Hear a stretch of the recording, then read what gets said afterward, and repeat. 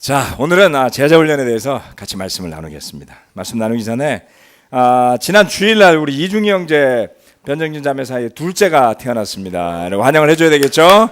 네, 축하드립니다. 네. 건강하게 몇 킬로? 3.1kg 충분히 건강하게 잘 태어나서 너무나 축하드립니다. 우리 유빈이 세례도 축하하고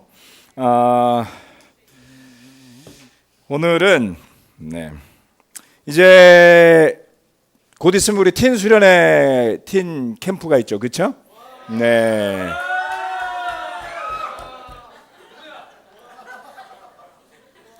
하여튼 팀 캠프 준비를 열심히 하고 있습니다. 송인도자들 전부 다 글로 가서 우리 잠실교회 수련회 송인도자가 많이 없어요. 그럴 정도로 뭐 다 가는 거 다. 그다음에 여기 저 새로 산 피아노도 가져가요. 새로 산 피아노도 가져가고. 그래서 우리는 수련회 할 때 지난번에 쓰다 남은 피아노 써야지 되고. 그래서 가장 좋은 거는 팀캠프에 이번에 다 가니까 여러분이 기대를 해주시기 바라고. 뭐 그렇다고 우리 잠실교회 수련회가 뭐 문제가 될 건 없습니다. 우리 역전의 송리더들이 좀 동참해 주시기를 요청을 하고 있습니다. 다행히 우리 윤두현 형제가 시간을 내서 찬양을 인도해 주기로 했고요. 좋은 수련회가 될 겁니다. 지난주에 우리 박정호 형제, 박은정 자매 둘이 이제 몽골에 가서 잘 안착을 했습니다. 소식을 좀 들었고 뭐 거의 이틀에 한 번꼴로 같이 통화를 하고 있습니다. 거의 매일 같이 쉬지 않고 형제 자매들 만나고 그리고 또 가서는 하여튼 설교를 서로 돌아가면서 하는 형태이다 보니까 지난 주일을 설교하고 오늘 주중 예배도 설교하고 아마 좀 정신이 없을 거예요. 그래서 많이 하지만 기쁜 마음으로 열심히 잘하고 있습니다. 여러분 많이 기도해 주시면 감사하겠습니다. 우리가 8월 수련회까지 특별히 7월, 6월 두 달 그리고 8월 수련회 전까지 제자 훈련과 관련된 여러 가지 주제를 가지고 같이 좀 주중 예배에 말씀을 나누자고 했습니다. 그래서 지난 주에는 그 말에 대해서 말과 마음에 대한 말씀을 같이 나누었고요. 그 부분에 대해서는 그냥 한번 듣고 지나가시지 말고 거기에 나와 있는 말씀들 그 다음에 여러 가지에 대해서 좀 생각을 여러 번 좀 해주셨으면 하는 부탁입니다. 그 지식보다 중요한 것은 하나하나의 말씀들이 우리 삶 속에 들어와서 우리가 더 그리스도의 모습으로 변화되어지고 성장하고 성숙해가는 그런 열매들을 맺을 때 그 말씀의 능력을 체험하지 않습니까? 그래서 그 부분은 꾸준히 같이 되새기고 또 살펴보시고 혹시 그 설교 말씀 가운데 좀 더 강화시킬 내용들이 있다면 분명히 있습니다. 모든 걸 커버한 건 아니니까. 오히려 여러분들이 말씀을 덧붙이더라도 말이라는 것과 또 우리 마음이라는 것 너무나 중요합니다. 매주 매달 수백 명의 제자들이 함께 인터랙션 하면서 좋은 일들도 일어나지만 뜻하지 않은 상처, 뜻하지 않은 실수, 심지어는 무의식 가운데 행했는지 모르지만 상대방의 마음을 상당히 불쾌하게 할 수 있는 그러한 인터랙션이 우리 사이에 반드시 일어납니다. 그리고 의외로 여러분이 얼마나 좋은 제자로 살고 싶건을 떠나서 그러한 것들이 그 선한 의지들을 무너뜨리는 사탄의 도구가 될 수 있습니다. 그래서 꾸준히 그 부분을 되돌아가서 보시고 그리고 자신의 말과 또 자신의 행동, 주변 사람들과의 인터랙션, 함께 움직이는 그 다이내믹을 잘 살펴보시면 여러분이 성령님의 도우심이 어떤 영역이 필요한지를 많이 보시게 될 겁니다. 그래서 한 번 더 부탁을 드립니다. 사람이 변하지는 않습니다. 누구나 하나님께서 만들어준 달란트와 모습대로 그것 자체가 소중하고 가치가 있기 때문에 그 모습 그대로 충분히 아름답습니다. 하지만 모든 사람들은 그리스도의 모습으로 향해 가는 특별히 우리가 제자들이기 때문에 그런 결심을 하고 살지 않습니까? 그래서 포기하시면 안 돼요. 네. 난 이러니까 어쩔 수 없어라고 하시지 말고 여러분 안에 그리스도의 모습이 점점 더 풍성해지도록 계속 그것을 향해 수렴해 가셔야지 됩니다. 그것을 우리의 노력이다 이렇게 폄하하지는 마세요. 성령님이 없으면 우린 그런 노력을 안 할 겁니다. 그래서 성령님의 도우심을 받아서 우리가 그리스도의 모습으로 향해 가는 것, 그것은 아름다운 일인 것 같습니다. 자, 오늘은 이제 제자 훈련에 대해서 말씀을 좀 드릴 텐데요.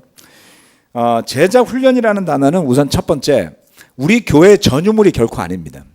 한 10몇 년 전인가요? 제가 동경에서 귀국해서 보니까 제자교회 이런 데가 있더라고요. 야, 우리가 차라리 저걸 쓸 걸 그랬나? 목동에서 제자교회 이렇게 큰 게 붙어 있었어요. 그래서 목동에서 그때 뭐 한참 교회가 커지고 막 그랬죠. 그러다가 10몇 년이 지나서 보니까 재산 싸움이 나가지고 경찰이 난입하고 예배당을 뭐 용접을 하고 난리가 났어요. 비난하자고 하는 건 아닙니다. 여러분 뭐 우리 교회 목회자들 뭐 다툼이 있고 막 뭐 시련이 있고 막 그러시는데 진짜 애교 수준이라는 걸 아셔야지. 정말 그만큼 어려워도 말씀에 순종하려고 애쓰는 사람들인 거예요. 그렇죠? 정말 막 나가면 정말 무섭습니다. 세상이. 자, 그거 말씀드리려고 그런 건 아닌데 여러분 만약에 제자 훈련이라는 게 궁금하시면 검색에 물어보시면 됩니다. 네이버와 구글 두 개에다가 제자 훈련 또는 discipleship 또는 discipling이라고 치시면 유튜브까지 한 3개를 검색을 해보십시오. 그러면 다양한 내용들이 나옵니다. 늘 그렇지만 인터넷 검색은 신뢰할 수가 없습니다. 그렇죠? 그래서 인터넷을 검색해서 나오는 자료를 선별하고 구별하는 것은 오롯이 여러분의 몫입니다. 그러나 저는 한번 검색해 보시기를 권해드립니다. 제자훈련 검색해 보신 적 있으세요? 많이 안 해보셨을 거예요. 그렇죠? 한번 가서 검색을 해보십시오. 자, 이 말씀을 드리는 이유는 뭐냐면 제자훈련이라는 단어 자체는 굉장히 유니버설하게 쓰이는 단어다라는 것을 말씀을 드리는 거고, 그러면 우리 교회에서 여러분들이 성경을 공부하고 세례를 받는 과정에서 배운 제자 그리고 제자 훈련이라는 것은 어떻게 시작이 되는지 그 시작부터 한번 오늘 차근차근 되짚어 보는 시간을 가지고 싶습니다. 제자 훈련은 어디서부터 시작이 될까라고 한번 생각을 해봅시다. 제자 훈련은 어디서부터 시작이 되고 그 다음에 어디까지 가는 걸까라는 거지요. 그렇죠? 제자 훈련. 저는 그 제자 훈련의 시작을 성경 공부의 시작과 더불어 생각을 합니다. 성경 공부를 하기 위해서 처음 만난 순간부터 사실은 그 제자 훈련의 시작인 것이죠. 그리고 우리가 사는 날까지 예수님의 제자로서 살아가는 마지막 순간까지가 제자 훈련의 시작과 끝이 아니겠는가 그렇게 생각을 하고 있습니다. 그래서 전혀 예수님을 모르거나 일단 알고는 있지만 예수님을 충분히 제대로 알고 있지 않은 그런 모든 사람에게 우리는 성경 공부를 권하죠. 그리고 이런 성경 공부의 시간을 통해서 얻는 것들이 참 많습니다. 여러분 성경 공부 들어가시면 어떤 것들을 얻으시나요? 성경 공부 들어가신 분들 최근에 우리 팀들 좀 이야기해 봐봐. 어때? 나이 드신 이모 삼촌들은 말을 안 하잖아. 먼저 세례받은 팀들이 다른 팀들 성경 공부 들어가니까 어떤 유익이 있어요? 도전이 돼? 좋죠. 먼저 세례받은 사람인데 성경 공부 들어가서 보면 막 도전이 돼요. 그렇죠? 공감하시죠? 또 격려도 돼. 그렇죠? 남의 성경 공부 들어갔는데 격려받지 않으세요? 다 똑같다니까. 역시 티인이 세례를 받아도 제자는 제자인 거야. 여기서 다 끄떡끄떡 하고 있어. 또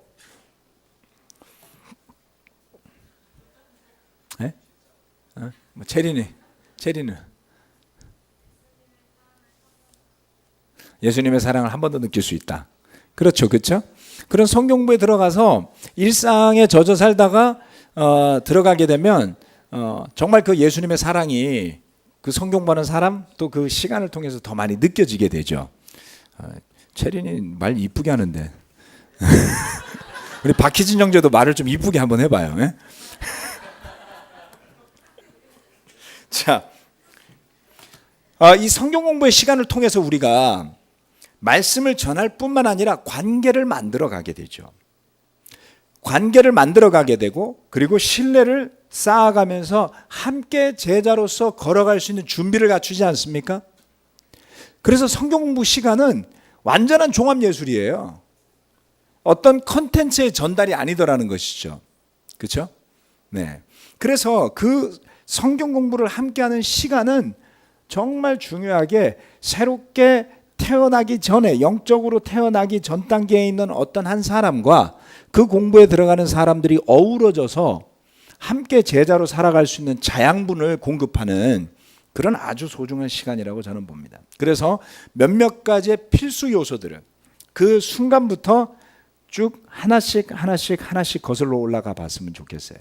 여러분 그 추억을 더듬어서, 자, 첫 번째는 예수님을 향한 헌신에 대한 확신이다라고 제가 적었습니다. 자, 이건 뭐냐면 제자 훈련의 근본 시작은 뭐냐면 제자로서 예수님을 향해서 어떻게 헌신할지를 알고 있는, 그것이 커먼 그라운드가 되는 거죠. 예. 제자 훈련을 주고받는다라는 것은 서로 생각이 다른 사람들이 만나는 게 아니라 예수님을 향한 헌신에 있어서 같은 생각을 가지고 있는 거예요. 그렇죠? 거기서 그 그라운드를 가지고 그 다음 것을 할 수 있는 것이죠. 예. 그래서 주님을 따라가는, 예수님을 주인으로 모시는, 내가 예수님의 제자가 되겠다고 하는 것은 내가 원하는 대로 믿는 신앙과는 반드시 거리가 있습니다. 예. 여러분 한번 생각해 봅시다. 전 세계에 카톨릭 인구가 10억이 넘어요. 카톨릭 인구만. 카톨릭을 포함한 기독교 인구를 다 합치면 아마 한 10몇 억이 될 겁니다. 그렇겠죠? 개신교 포함해서. 카톨릭, 그 다음에 개신교 모든 종파를 다 합쳐가지고 하면은 우리나라에만 한 1,000만 명 가까이 있으니까요. 그렇죠? 전 세계 카톨릭 인구가 10억이라는데 개신교 인구는 정확하게 제가 모르겠어요. 자, 대한민국에 굉장히 많고요. 그 다음 미국에 굉장히 많고요. 거기를 벗어나면 급격하게 줄어듭니다. 네. 자, 그래서 다 합쳐서 10몇 억이라고 한번 생각을 해봅시다. 이 말씀을 드리는 이유가 있습니다. 자, 그러한 카톨릭부터 시작해서 최근에 생겨난 교파에 이르기까지 각각 나름의 구원의 교리들을 가지고 있어요. 그렇죠? 구원의 교리. 그러면 극단적으로 이야기하면 가장 진보적으로 구원을 한번 이야기해 보자는 것이, 가장 진보적으로 가장 자유스럽게 구원, 이러면 구원받을 수 있어. 그거는 뭐냐면 예수 믿고 천국 가십시오. 요거예요. 자, 예수를 믿으십시오. 그러면 구원받습니다. 그 예수가 누군데요? 하나님의 아들이시고요. 당신의 죄를 위해서 오셨고요. 지금 영접 기도하시면 구원받을 수 있습니다. 죄인인 걸 고백하십시오. 제가 죄인이고요. 기도하고요. 예수님 영접하고 하여튼 5분 만에 그렇게 해서 구원받을 수 있어요. 가장 리버럴하게 진보적으로. 그래서 그 자리에서 저 예수 믿어요. 당신은 구원받았어요. 당신의 죄는 사함 받았어요. 이렇게 이야기하는 거예요. 아무 조건도 없어요. 아무것도 안 해도 돼요. 그냥 그 자리에서 순식간에 구원받아요. 가장 리버럴하다고 저는 생각합니다. 그럼 가장 보수적인 건 뭐겠어요? 지금 나와 있는 교리 중에 가장 보수적인 교리, 여러분이 알고 있나요?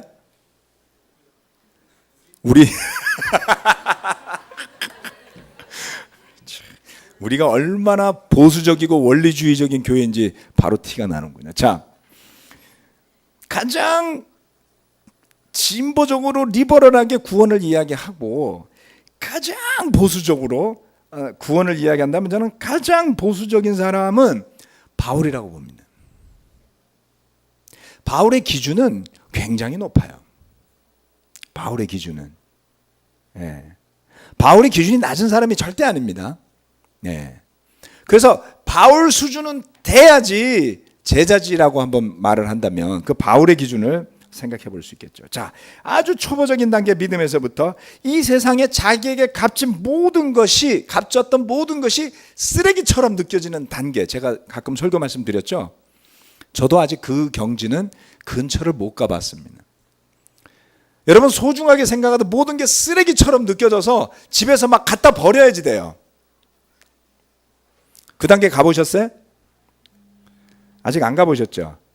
단계에 도달하면 빨리 저한테 전화를 주세요. 집 앞에 가서 기다리겠습니다. 바울의 단계는요, 대단해요. 그래서 바울이 은혜라고 말하는 것을 편안하게 해석해서 아무렇게나 해도 되는 은혜라고 오해하지 마세요. 네, 어렵습니다. 장로교의 아주 보수적인 장로교는 자기네 파 외에는 구원이 없다 그래요. 심지어는 자기네 파 가운데도 제대로 은혜를 깨달은 사람이 몇 명일지도 모르겠다고 이야기를 하죠. 은혜를 가지고 구원을 얻는다고 그래서 마음 편한 대로가 아니라 그들이 말하는 은혜는 극도의 은혜를 이야기하는 거예요. 저는 이게 가장 보수라고 봐요. 사실은 지나칠 정도로. 우리 교회는 제가 보건대 아주 리버럴한 데서 제가 그렇게 표현하면 장로교 이 설교 듣는 사람 힘들어하겠죠. 꼴통 보수 장로라고 하자고요. 예? 있어요, 여러분. 예, 꼴통 보수 장로 있을 거예요. 그러면 우리는 좀 겸손하게 꼴통 보수 그리스도교. 스팬이 대충 보이세요? 모든 기독교는 이 가운데 들어있는 거예요. 예수님 이름만 핥고 지나가도 구원받는 것과 자기의 모든 것을 부인하고 완전하신 하나님의 뜻대로만 살아야 하는 바울 수준의 경지에 이르는 그 어딘가에 구원이 있겠죠.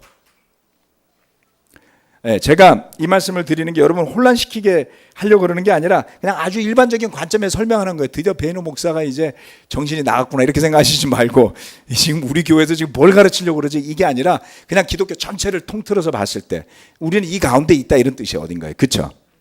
하나님이 마지막 날 심판하실 것도 이 가운데 어딘가에 있겠죠. 네, 그걸 넘어서도 뭐 우린 뭐라 그럴 필요는 없습니다. 하나님이시니까. 자, 제자 훈련을 이러한 굉장히 많은 스팬, 기독교의 그 다양한 해석의 스팬 속에 우리가 제자라는 것을 생각할 때에 이 모든 것을 열어놓고서 이야기할 수 없어요.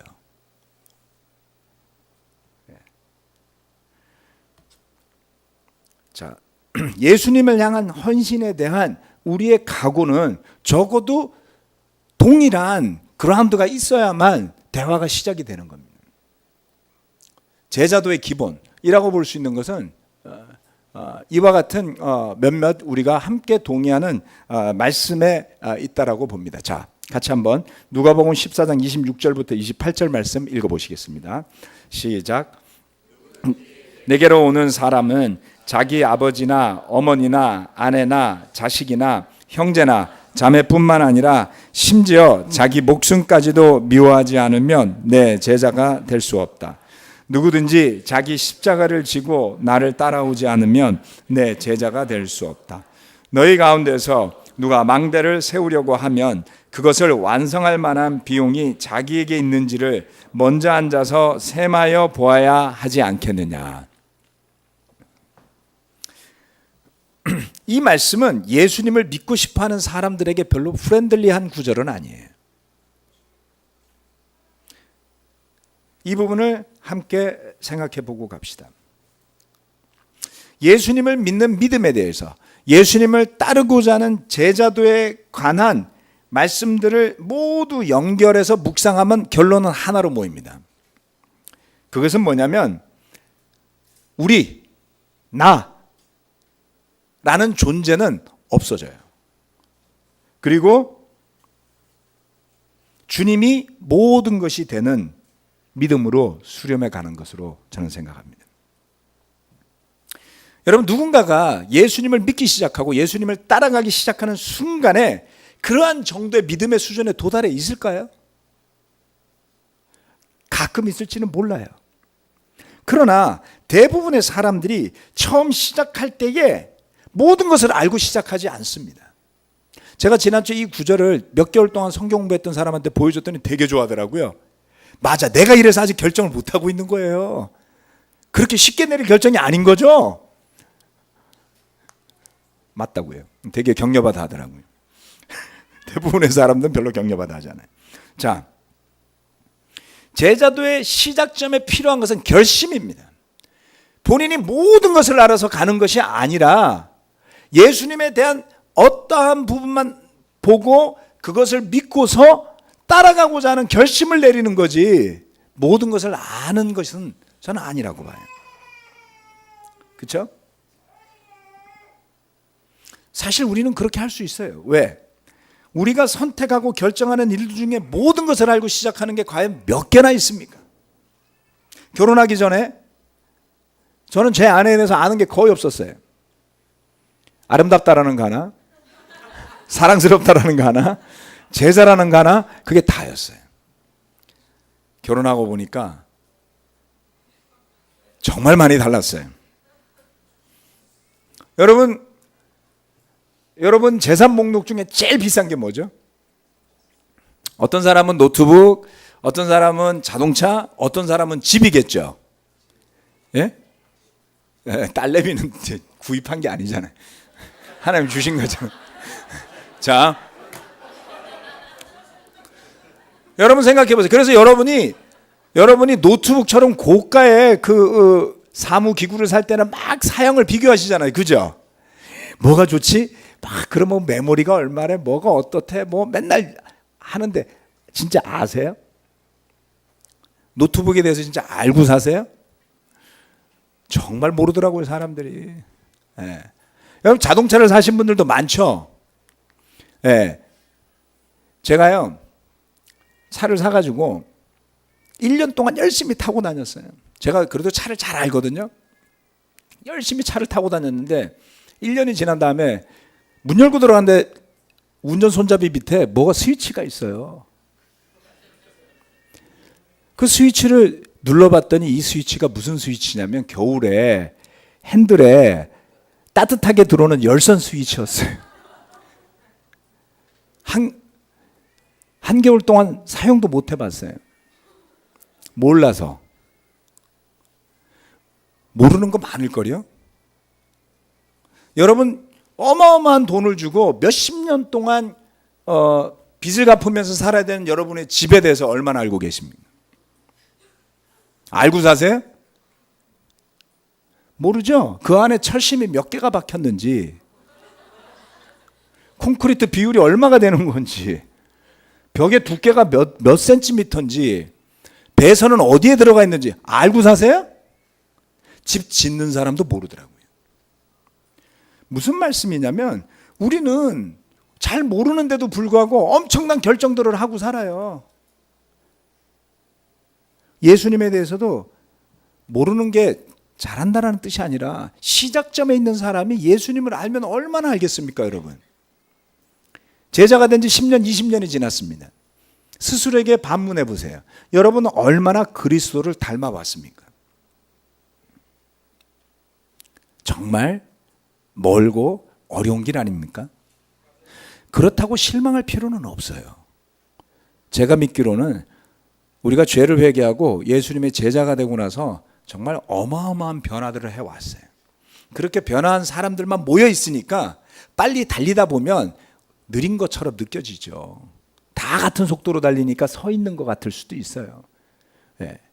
그러나 잠시 벗어나서 세상에 들어가서 보면 그렇지 않다는 것을 알게 되겠죠. 자, 시간이 흐르고 많은 경험을 하게 되고 말씀 묵상의 깊이가 더해가고 성령님의 인도하신 가운데 주님을 향한 믿음의 깊이가 더해갑니다. 그것이 제자로서 살아가는 삶이죠. 시작은 이렇게 시작하는 겁니다. 누구든 예수님의 제자가 되기 위해서 헌신하기로 결정했죠. 우리는 함께 그런 헌신을 결정한 사람들이 모여서 서로가 좋은 제자가 되기 위해서 도와줄 것을 약속한 공동의 가치를 나누기 때문에 제자 훈련을 할 수 있는 거예요. 이 확신이 흔들리면 제자 훈련이라는 것은 의미가 없어지게 되죠. 그렇죠? 그래서 이 헌신에서부터 시작해서 자신이 마지막 순간까지 예수님의 제자로 살아가겠다는 결심에서 시작돼서 어디로 가게 될까요? 예, 갈라디아서 2장 20절. 조금 전에 말씀드렸던 사도 바울의 믿음의 고백입니다. 자, 이 말씀도 같이 한번 읽어보도록 하겠습니다. 시작. 나는 그리스도와 함께 십자가에 못 박혔습니다. 이제 내가 살고 있는 것은 내가 아닙니다. 그리스도께서 내 안에서 살고 계십니다. 내가 지금 육신 안에서 살고 있는 삶은 나를 사랑하셔서 나를 위하여 자기 몸을 내어주신 하나님의 아들을 믿는 믿음 안에서 살아가는 것입니다. 아멘. 처음 시작할 때 우리는 많이 알지 못하지만 날마다 자기를 부인하고 자기 십자가를 지고 가장 소중하게 여겨왔던 것들을 미워하는 수준만큼 예수님을 사랑하는 마음을 가지고 갈 것을 결심하고 시작을 합니다. 그것은 결심이죠. 완성이 아니라. 그런데 그러한 결심에서 시작해서 가다 보면 그리스도와 함께 십자가에 못 박힘으로 말미암아 이제 내가 살고는 있는데 이건 내가 사는 게 아니구나 분명히 라고 느끼는 지점까지 가게 될 것을 바울이 이야기하고 있어요. 저는 이 말씀을 우리 교회 오기 전에 한참 전에 암송을 하고 있었습니다. 아주 중요한 구절이라는 걸 아니까 제가 다녔던 교회나 단체에서 암송을 시켰겠죠. 그런데 정말 내 안에 그리스도께서 살고 계셨는가는 완전 별개의 일이었다는 것이죠. 지금 육신 안에서 살고 있는 삶은 나를 사랑하셔서 나를 위하여 자기 몸을 내어주신 하나님의 아들을 믿는 믿음 안에서 살아가는 것입니다 라고 자신 있게 고백하는 그 경지에 도달하기까지 헌신에서 시작해서 결심에서 시작해서 그러한 지경에까지 도달할 수 있도록, 그렇죠? 네. 같은 확신, 같은 헌신을 하기로 약속한 사람들이 서로 그것을 이야기하는 것이 제자훈련입니다. 여러분 동호회가 있잖아요. 동호회 가시면 되게 격려받지 않으세요? 네. 여러분 동호회 같은 거 안 해보셨나 보네. 네. 동아리 같은 취미끼리 만나는데 어디 그런데 가입해 보신 적 없으세요? 한 번씩 꼭 가입해 보세요. 제가 권해드립니다. 그런 것도 안 해보시다 보면 그 가치를 못 느낄 수도 있어요. 동아리 한번 해보세요. 너무 빠지지 말고. 근데 동아리에 가보면 예를 들어서 자전거 동호회, 동아리라고 한번 해봅시다. 자전거를 타는 사람들이에요. 그럼 그 사람들이 모여서 무슨 이야기를 하겠어요? 자전거 이야기하죠. 가면은 장갑이 바뀌면 다 관심이 있어요. 예? 여러분들 이렇게 예배당에 들어왔는데 어떤 형제가 가방을 바꿔도 모르죠? 가방 동호회가 아니라서 그래요. 예? 자매들이 머리 스타일 바꿔도 대부분 형제들 관심이 없어요. 왜냐하면 헤어스타일 동호회가 아니라서 그래요. 근데 자전거 동호회에 가는데 자전거를 바꾸면 다 알아봐요. 그리고 다 관심이 있어요. 모든 액세서리 하나하나에. 그래서 모이면 늘상 그런 이야기를 하는 거예요. 자전거가 어쩌고 저쩌고, 바퀴가 어쩌고 저쩌고, 페달링이 어쩌고 저쩌고, 네? 어떻게 하면 좀 더 빨리 달릴 수 있는지, 어떻게 하면 좀 더 길게 달릴 수 있는지, 그러면서 달리면서 어떤 음식을 먹어야지 좋은지, 그리고 그렇게 하는 게 몸에 어떤 효과가 있는지 밑도 끝도 없습니다, 여러분. 동호회는 그런 거잖아요. 그게 좋아서 만난 사람들이 그걸 이야기하는 자리라고요. 우리는 예수님 동호회잖아요. 그렇죠? 제자 동호회잖아요. 그래서 우리는 모이면 제자다운 것에 대해서 서로 이야기할 수 있어야지 되겠죠? 예. 야, 그 형제가 요새 굉장히 따뜻해졌어. 도대체 무슨 일이 벌어진 거지? 마음이 넓어진 것 같아. 이런 게 제자의 가치잖아요. 어떤 형제가 요새 좀 얼굴이 어두워 보여. 도대체 무슨 일이 있는 거지? 네. 관심이 있어야죠. 어떤 형제가 나와서 성찬 쉐어링을 했는데 그날 나눈 말씀이 나한테 너무 와닿았어. 가서 물어봐야 되겠어. 요즘 도대체 어디 콰이트함을 하고 있는 거지? 관심이 있어야 되지 않겠습니까, 여러분? 제자 훈련은요, 예수님이라는 그 주님한테 관심 있는 사람들이 모여서 그분을 닮겠다고 아우성 치면 저절로 이루어져요.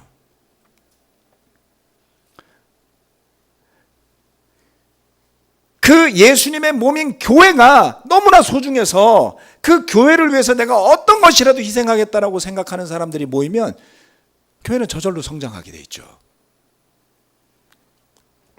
저는 가끔 농담처럼 그런 이야기를 했습니다. 과거에 우리 교회의 부족한 점, 실수들을 어떻게 하면 돌이킬 수 있을까라는 것을 이야기할 때 황금알을 낳는 거위를 배를 갈랐다. 우리가 너무 성급해서. 사람들이 세례받고 변화하고 너무 놀랍잖아요. 그 뜨거운 그 열기. 그러다 보니까 더 많이 세례 주고 싶어가지고 다 미친 거죠. 그래서 너도 나도 세례 준이라고 바빴어요. 그러다가 교회가 200명이던 교회가 500명이 되고 1000명이 됐는데 더 이상 기쁘질 않아. 세례는 많이 줬는데 교회는 바쁘기만 하고 기쁘지도 않은 교회가 돼 있다고요. 뭔가를 놓쳤어요. 그런데 그 뭐를 놓쳤는지를 찾고 고치는데 너무 오랜 시간이 걸린 거예요. 여러분 아주 아이러니한 일 아세요? 여러분 그렇게 안 믿을지 모르지만 지금 이 교회가 여러분들이 세례받던 시절 못지않게 많은 세례를 주고 있어요. 그렇게 느끼세요? 그런 느낌 안 받으시죠? 조용히 해서 그래요. 성경 공부하는 사람들이 많습니다. 지난달에 우리 바이블톡 있는 자람 미팅 모였을 때 성경 공부하는 사람들 숫자를 하셔보니까 20몇 명이나 돼요. 물론 그 중에 한 10몇 명은 틴이에요. 아멘, 틴. awesome. 틴들이 이렇게 격려가 될 줄 누가 알았어요. 근데 틴이 10몇 명이라 하더라도 나머지 10몇 명은 성인들이라고요. 300명 있는 교회에 성경 공부 한 30명 있으면 적은 숫자 아니죠. 제가 왜 이 말씀을 드리냐면 지금 세례받고 교회를 떠났다 돌아오는 사람 돕기 위해서 여러분이 사랑이 느껴지지 않을 만큼 너무 지칠 만큼 열심히 하는 사람들이 누가 있습니까? 그러지 않죠. 다들 십시일반해서 힘을 보태서 여력을 다해서 죄책감 가지지 않고 기꺼운 마음으로 동참하다 보니까 기쁨이 조금씩 더 살아나요. 그래서 요새 성경 공부 있다는 소문을 들으면 저도 가도 돼요? 라고 물어보는 사람들이 늘어났어요. 우리가 두 번 다시 거위의 배를 가르지는 말아야 돼요. 무슨 말씀이냐면 우리의 욕심이, 우리의 도취된 자아가 복음을 더 앞질러 가서는 안 되더라는 말씀이죠. 제자 훈련은 그처럼 과거에 여러분이 어떤 형태로 제자 훈련을 받았건 어떤 상처를 입었건 제가 다 알 길은 없습니다. 제가 만났던 분들은 제가 충분히 이야기를 들어봅니다. 저도 있고요. 여러분도 있을 거예요. 그러나 여전히 우리는 예수님 동호인 거예요. 그렇죠? 자전거를 타다가 제가 2번 넘어져 봤거든요. 한 번은 오른손, 한 번은 왼손 반기부스를 하고 다녔습니다. 그렇다고 자전거를 버리지 않았어요. 또 타고 있습니다. 물론 이제는 장갑도 끼고 좀 더 조심하며 타고 있죠. 우리가 예수님을 너무나 사랑하기 때문에 또 그 예수님의 몸인 교회를 너무나 사랑하기 때문에 내가 힘들다고 갖다 버리는 그러한 우를 범할 필요는 없다는 것이죠. 우리가 제자 훈련을 하면서 때로는 실수하고 상처가 있고 실패한 적이 있다고 해서 제자로서 살아가는데 도움을 줘야 하는 그 같은 확신을 가진 사람들이 모여서 함께 기쁨을 나누는 그 놀라운 시간을 도외시하지는 말자는 겁니다. 형태에 대해서는 굉장히 많은 대화를 할 수가 있습니다. 어느 하나의 정형화된 형태를 지금 말씀드리는 게 아니죠. 제자로서 예수님을 좋아하는 사람들이 모여서 그것을 나누는 자리요. 그렇죠? 교회를 소중히 여기는 사람들이 모여서 어떻게 하면 더 발전할 수 있을지를 이야기하는 자리요. 네.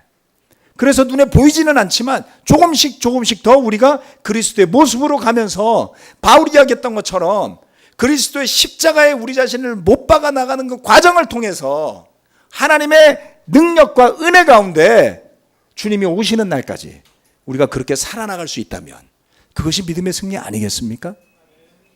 저와 여러분이 맡겨진 분량이 있다고 저는 믿습니다. 헌신을 강요하고 싶지는 않아요. 헌신은 여러분의 선택이고 결정입니다.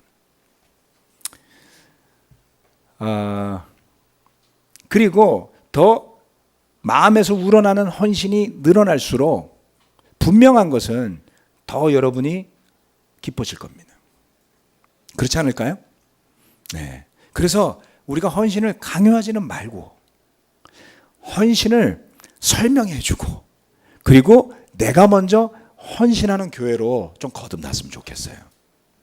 그리고 정말 헌신이라는 것이 정형화되지 않는다고 말씀드렸죠. 사정이 있을 수 있고 여건이 다를 수 있습니다. 그래서 그것을 어떤 하나의 획일화된 기준으로만 헌신을 생각하지 말자고요. 마음 안에 기꺼운 마음이 있느냐 없느냐가 중요한 것이죠. 그렇죠? 나타나서 인상 쓰고 있는 것보다는 못 왔지만 너무 오고 싶었는데 여건이 어쩔 수 없어서 연락하고 아쉬워하는 게 훨씬 낫지 않습니까? 예, 물론 때로는 인상 쓰는 마음이 있더라도 오세요. 자꾸 안 오다 보면 습관돼요. 예, 가족 모임이 그런 거거든요. 좀 힘들어도 와서 저는 오라고 그럽니다. 인상 쓰더라도 밥 먹는 자리에 와 있으라고. 예, 우리 집안 이야기예요. 그래서 어쨌건 우리가 시작점을 이렇게 한번 만들어 보자. 우리가 같은 제자로서의 그런 마음을 가지고 있음을 확인한다면 같이 대화가 시작이 될 것이다. 다음 주에 나머지 두 번째 또 나눌 말씀들이 있습니다. 말씀 마치겠습니다.